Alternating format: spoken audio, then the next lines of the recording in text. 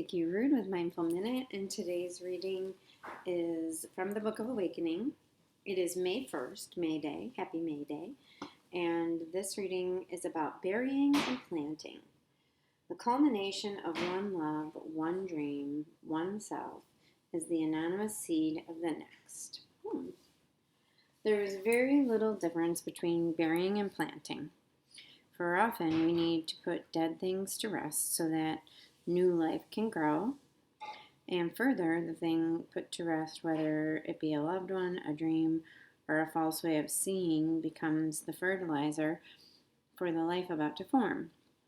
As the well-used thing joins with the earth, the old love fertilizes the new, the broken dream fertilizes the dream yet conceived, the painful way of being that strapped us to the world fertilizes the freer inner stance about to unfold. This is very helpful when considering the many forms of self we inhabit over a lifetime. One self carries us to the extent of its usefulness and dies. We are then forced to put that once beloved skin to rest, to join it with the ground of spirit from which it came, so it may fertilize the next skin of selves that will carry us into tomorrow. There is always grief for what is lost, and always surprise at what is to be born, but much of our pain in living comes from wearing a dead and useless skin, refusing to put it to rest, or from burying such things with the intent of hiding them rather than relinquishing them. For every new way of being, there is a failed attempt mulching beneath the tongue. For every sprig that breaks surface, there is an old stick stirring underground. For every moment of joy sprouting, there is a new moment of struggle taking root.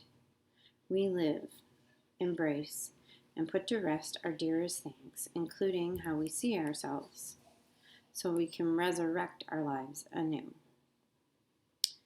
The activities are: try to identify one aspect of your way in the world that has outlived its usefulness, a way of thinking or feeling, of speaking or relating. Try to understand why you are still wearing it. On loose paper, journal what this outlived aspect is and why you are still wearing it. Take the paper and symbolically bury it somewhere special, giving thanks for how this outlived way has helped you to this point in your path. Be kind to the new space that burying this has opened in you. Water it and keep it in the light. And it's interesting because I'm doing a course coming up here about new roots and about what we plant in our life and how change can actually occur. And in order for change to occur, there needs to be first a desire to change, an uncomfortableness from what is. So kind of this analogy he has about wearing this dead skin and burying it, right? Letting it go, because we can't put something new over something old because it won't stay. And as far as for me, what has happened in my life, so I work a 12-step program, and one of the steps in that program is to take an inventory of my past, of my current life, of things that have happened. And what I've discovered in doing this on multiple occasions is that a lot of times I hold on to and I relive these things that don't need to be relived. Or sometimes I think that I am just a certain way, that this is just part of my personality. But most of the time, that's not true. Where it could be a way of living that I used to live, that if I want to change, I can change simply by letting that go.